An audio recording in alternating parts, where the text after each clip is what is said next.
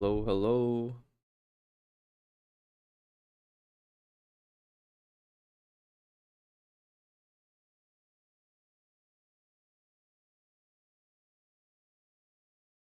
Testing, testing. One, two, three. Hello. Okay, our sound is good. What's going on, guys and girls? We got an exciting update in the AI space. Anthropic has just released its latest model, which is called Claude Sonnet 3.3. Now, Sonnet is pretty good because it's much more cheaper than Opus. Let me try to go on to anthropic.com. It's much more cheaper than Opus. It is faster than Opus, which means it writes much quicker. And apparently now it's even better than Opus in terms of performance. So if you read the announcement, we can see by the chart here that Claude 3 Haiku, that's their instant model. Claude 3.5 Sonnet seems to be more intelligent and it costs less compared to Opus. So as you can see, Claude 3 Opus here, it's fairly intelligent, much more intelligent than Haiku, but it is more costly compared to Haiku. While Sonnet is more intelligent and costs less, so obviously Sonnet is going to be the obvious choice when it comes to writing content. You write more, you write faster, and it costs less, and it's more smarter, right? So let's actually go ahead and play around with Sonnet and see how it compares with Opus and also how it compares with GPT 4.0. Claude has become definitely my favorite AI writer compared to OpenAI. I really, really like the models from Anthropic. I find that the content is much more human sounding. It's not generic like we get AI content from GPT 4.0. I really like the content that I get from Anthropic. So if you haven't used Anthropic before, I definitely recommend that you check them out. It is a very, very good rival to OpenAI in terms of blog post writing. So the way that I write my content on Anthropic is you can just head over to Anthropic. Let's say if you haven't used it before, and then you want to talk to Claude. And this is where you're going to be using the chat box, kind of like similar to ChatGPT. I do think that ChatGPT has a better chat box compared to Claude, but the way that I use it, I head over to the API console. And if you don't have access to it, just go through the process that I'm going through, and then you may need to upload your information or enter in information. But Claude is open to most countries, so you will definitely be able to use it. Then we start prompting with Claude. So this is where now we'll write our content. The first thing that I'm going to do is I'm going to use my prompts. So these are my SEO prompts. I'm going to use my SEO prompts and also my low AI prompts just to see if we're actually able to bypass AI detectors using Claude, specifically Sonnet. So what I'm going to do is I'm going to copy over all of my prompts here. This is my SEO prompts and my AI prompt, low AI prompt, be specific. And we're going to head that, and we're going to enter that into our system settings here. And then we're going to enter our new prompt, which is going to give us the prompt for the actual title and for the outline. So for this example, I'll be writing about a specific topic. When it comes to topic research, there's a couple of ways in which you can do so. I have a lot of videos on that. You can look at my previous videos to see how that works. Yes, Sonnet is free.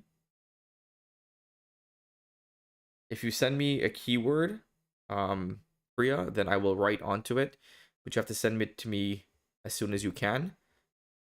If you send me over a keyword, I will write it onto it. But Sonnet is free when you're using the chat mode. But do keep in mind that you are going to get throttled. If you write a lot of content, then you're going to get limited. So you wouldn't really necessarily be able to write a lot of content. So just keep that in mind. The best way to get around that is to use the API console. Yes, you have to pay, but it's not too expensive in my opinion. I don't think it's that expensive. So especially if you're writing a lot of content. So I would recommend that if you want to use it for free, you can use the chat mode. If not, you can use the actual console model. So what I'm going to do here, I'm going to just choose my own keyword.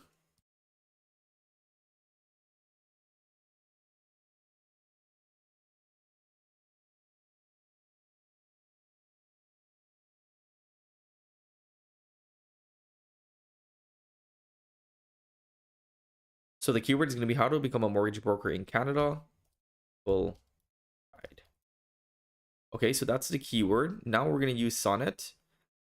We are using, as you can see, this is the latest model from Sonnet. It is 2024-06-20, so June 20th. This is the older model. This is Opus. So these are the actual dates. So let's use the latest model from Sonnet. And then we're going to tell it to, lastly, just write in Markdown. Okay, so let's run that. As you can see, it's much, much faster compared to Opus. Opus is way, way slower, right? This is way faster and it is much quicker, so it saves you a lot of time.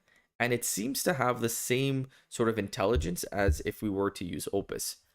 So let's add this to the conversation. And what we're going to do here now, let's actually do a little bit of a test. Redo the outline. But instead, now we're going to use Opus. So let's see if there's a difference and if you guys can, see a difference in the output quality. Right, again, so as you can see here, it's a little bit slower when we're using Opus. Now let's actually go ahead and see the different introduction. What is a mortgage broker? Why become a mortgage broker? Educational requirements, license, understanding the role, benefits, education, licensing, essential skills, ethical concerns, challenges, technology, success stories, next steps, FAQ, technology again. Yeah, so I don't really think that there's a big difference here.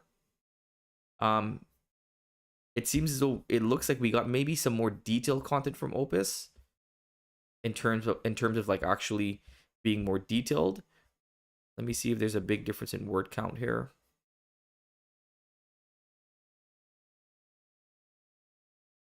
Well, it seems as though, actually, it seems as though it's about the same amount of words.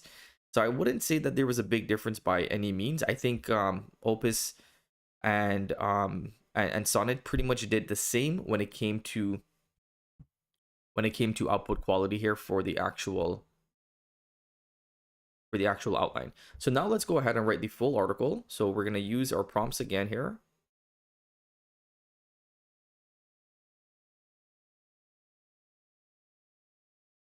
This is the prompt for the full article.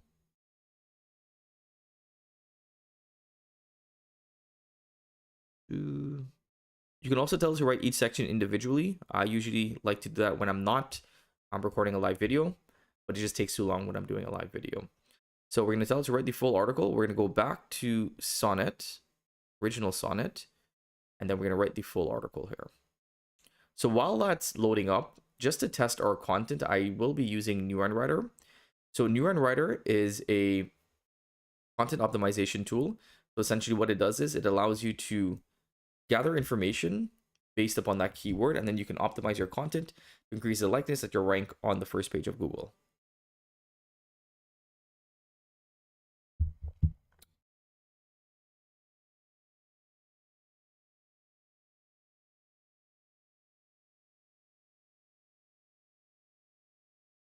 So if you haven't used Neuron Writer before, there is a lifetime deal on AppSumo. So you can head over to AppSumo and you can get the lifetime deal.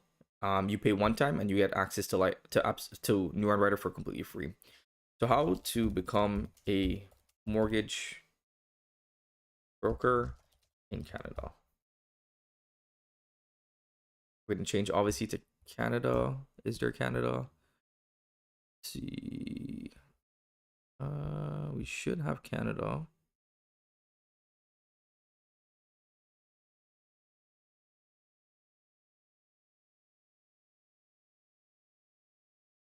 Well, that's odd. We're just going to start it. So how to become a mortgage broker in Canada, that's loading up. Now, once that's loading up, let's actually go ahead and take a look at our article here. Okay, so this is the full article. We're going to add this to our conversation. Then we're going to copy over our content and we're going to convert this into Markdown. So it's 1,600 words, which is not bad by any means. But before we actually convert it, what I'm going to do is I'm going to tell it to expand this article. So I usually like to do so because I find that we're able to get much better content if we tell it to expand. So I'm going to copy over my expansion prompt, and then we're going to tell it to expand. We'll use Sonnet again. Let's see how Sonnet does. So now let's convert our content into HTML.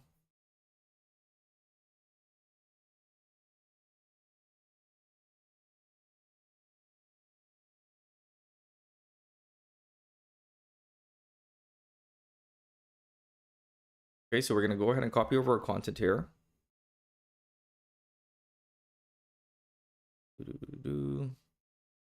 But just from a first glance, I did really like the format that we're getting back here. So how to become a mortgage broker in Canada, your complete guide.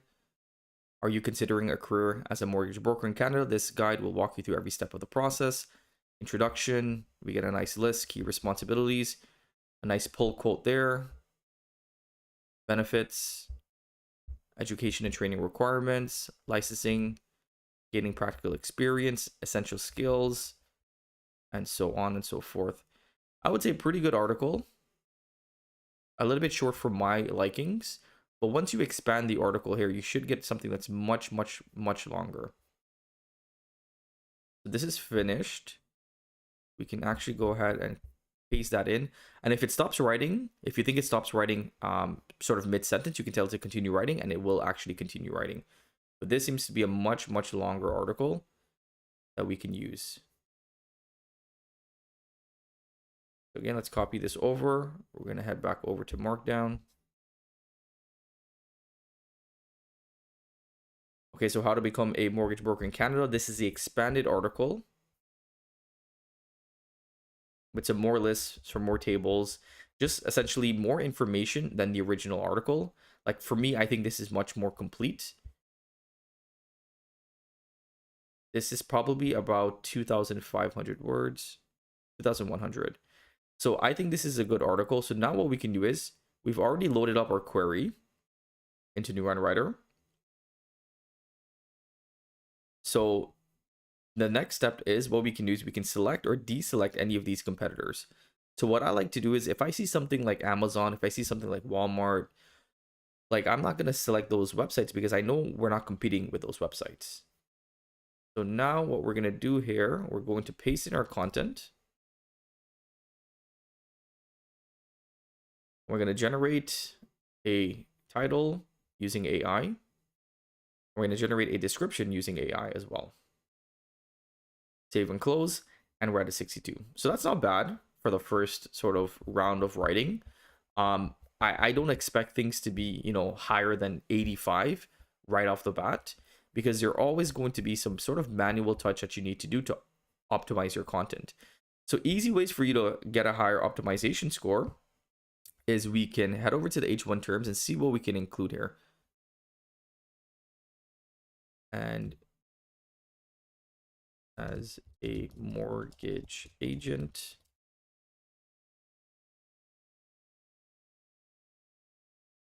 okay, so what I did was I added in the keyword mortgage agent and license, and we went up to 65, right? And then I can also add in Ontario. Obviously, this doesn't really make sense, but what we can do is we can actually copy over this title, head over to ChatGPT and tell it to, I want you to use the words within this title, but rearrange it so that it makes sense.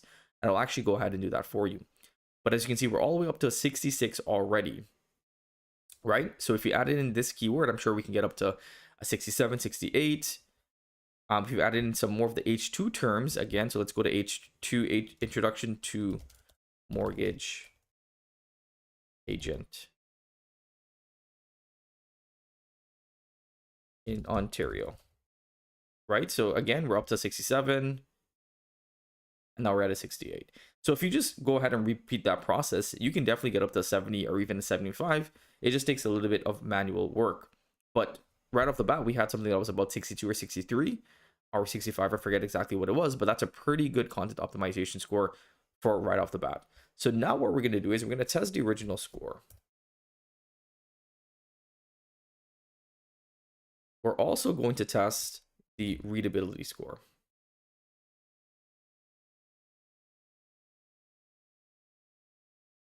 Yes, that is true. It is free, but with a cap limit. Hello from Mexico. Hello, I am in Toronto. If you guys have any questions, you can leave it into the chat section, and I will be more than happy to answer your questions. It could be anything related to what I'm talking about right now, or it could be anything related to just overall SEO AI.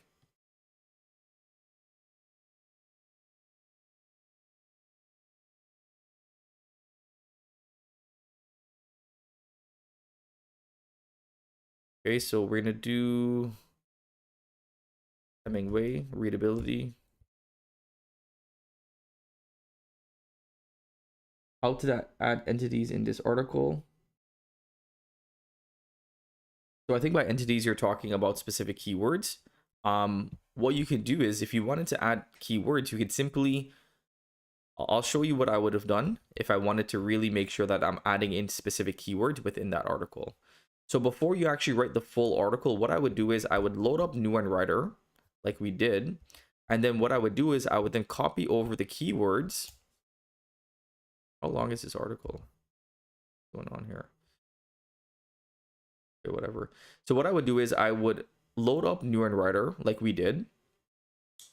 And then what I would do is I would copy over the keywords. So if you scroll down, you can actually copy over all of these keywords. So copy over the list of visible keywords. And in my prompt, I would then tell the AI to write this article. Before I wrote the full article, I would tell it to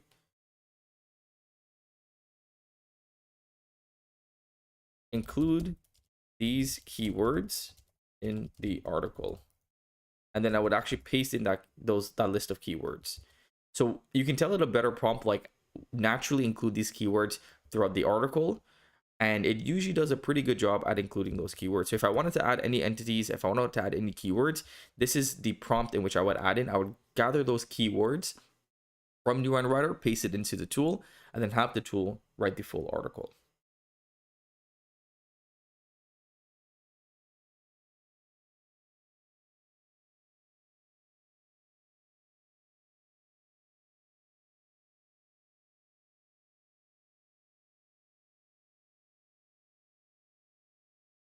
Okay, so we're just trying to get into originality.ai here.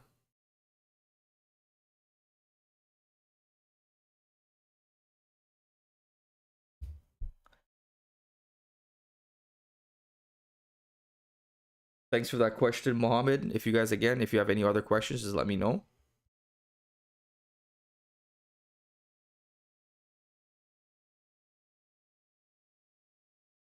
Okay, so now what we're going to do is we're going to copy over our article. We're just going to first check the readability score. Okay, so it's grade 13. I would probably aim for something a little bit lower. So the way in which we can go about this is we can include a prompt within the AI, which tells it to write in a way that's more readable, write in a way that is catered for a grade 7 or grade 8 level and nothing higher than that. So the readability sometimes is a little bit, that's something in which you really need to work on, especially if you want to make sure that your content is a much less in terms of readability. So if you're looking for something like grade 13, that's fine. But if you want something a little bit lower, then of course you'd have to update your prompts. So now let's actually go ahead and test our AI detection score.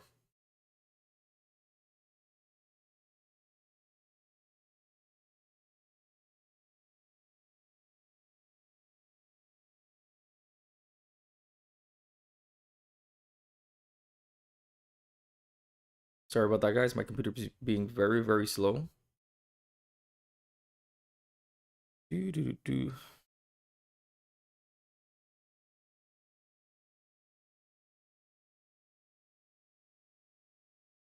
So we are using originality.ai. I don't think that the AI will be able to bypass this detector, because lately it's just been very, very difficult to bypass originality.ai, no matter what prompt you're using or no matter what sort of AI model you're using. But we're going to give it a try and see if we're actually going to be able to bypass the AI detector. So we're scanning now, and if you guys want to get access to my prompts, I will leave a link below this video once the live is finished.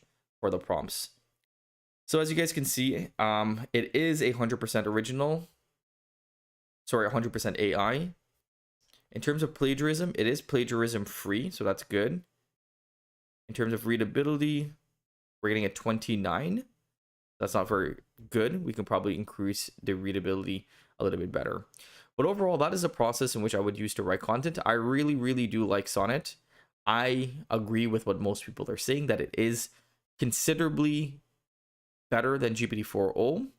I also think that it is on par with Opus. I think Opus is also really, really good.